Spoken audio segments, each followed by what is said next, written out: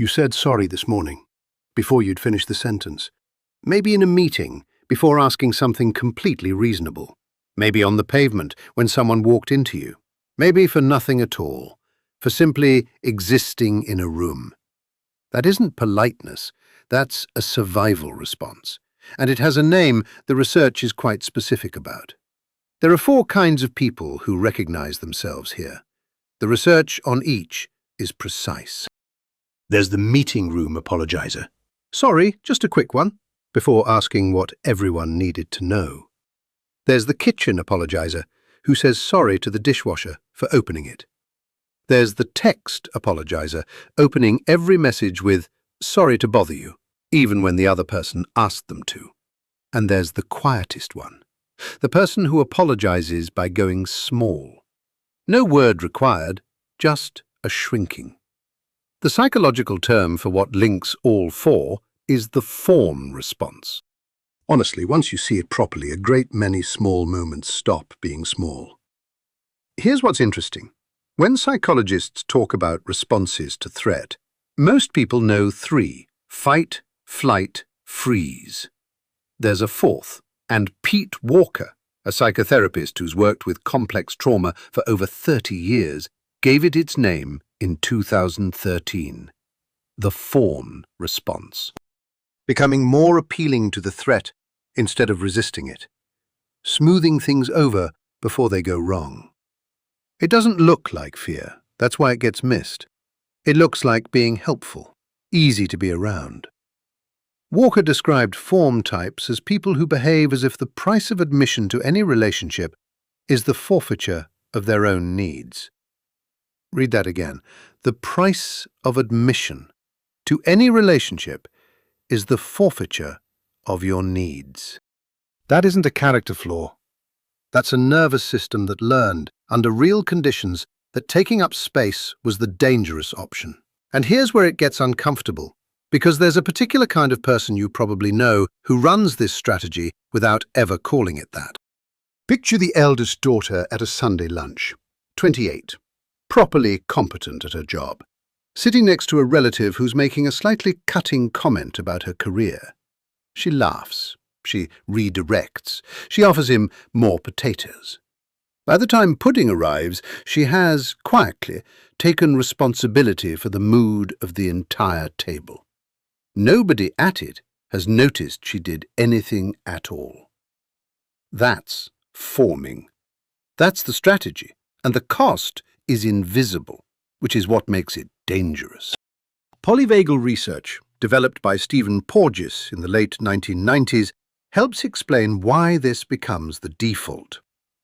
When fight and flight aren't viable, and for a child in an unpredictable household they almost never are, the nervous system reaches for whatever's left. Appease, preempt, apologise first, ask questions, never. The danger passed, eventually. The strategy stayed. Now, a second kind of person. The office over-apologizer. 34. Quietly excellent at her job.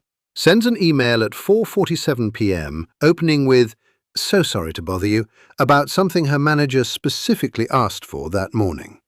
Hits send, rereads it, worries the sorry was too much, considers a follow-up. Doesn't. A 2010 study from the University of Waterloo, led by Dr. Karina Schumann, found something the headlines mostly missed. Women did apologise more often, but the gap wasn't about remorse.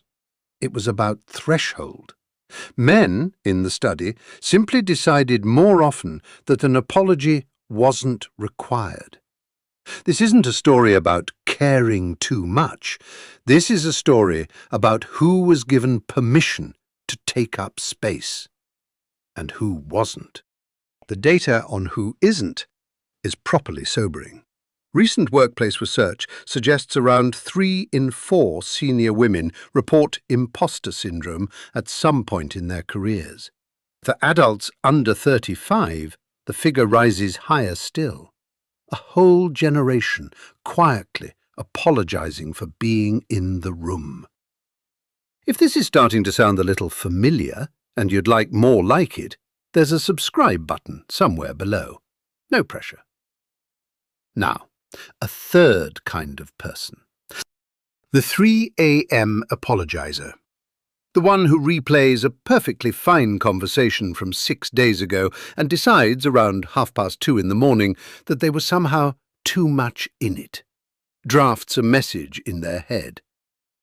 Sorry if I was a bit weird the other day. The other person hadn't noticed anything. Sleep research has a name for this. Retroactive social repair.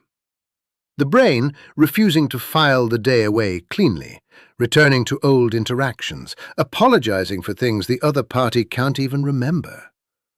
The brain was running maintenance, checking the seams, making sure no door had been left open. That isn't paranoia. That's a nervous system that learned, very young, that doors left open were dangerous. Bear with me for a second, because here's the quiet twist. A 2009 study from the University of Queensland, led by Dr. Tyler Okimoto, found something properly counterintuitive. When people refused to apologize for things they hadn't actually done wrong, they reported higher self-esteem afterwards, greater feelings of control, a stronger sense that they were who they said they were. Not worse, better. The person who holds their ground when no apology is warranted doesn't feel guilty. They feel more like themselves. Because the refusal signals to their own nervous system as much as to the room that their presence doesn't require justification. And the funny thing is, this runs quite deep. The apology you've been offering to protect yourself may, over time, be the very thing confirming the story you're trying to escape. Every unnecessary sorry whispers just slightly, I know I shouldn't be here. The brain is very good at finding evidence for stories it already believes.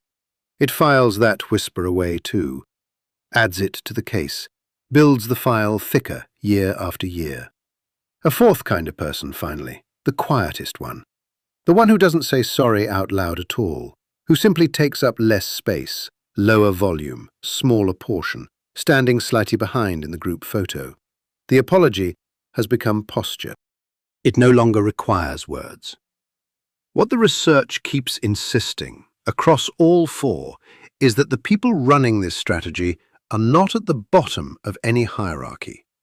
They're some of the most attentive, most socially attuned, most careful people in any room they enter. That attunement is real. It's a skill, a quiet one, but a real one. The cost is that nobody, including you, ever quite sees it as one. What the research is asking, gently, with some evidence behind it, is whether the apology you're reaching for is actually warranted, whether the space you're occupying is really too much, whether the version of you that shrinks before entering a room is the same version that was keeping a much younger you safe. Long past the point where safe became unnecessary. For a great many people, the answer is the same. It isn't. It hasn't been for a long time. You were there. You took up the space. That was enough. It always was. Quietly, between us, the apology you owe yourself, for all the times you made yourself smaller than you needed to, matters more than people give it credit for. If this resonated, the like button does help quite a bit. There's another quiet pattern that sits underneath this one, the cost of being the reliable one. I've linked it just here.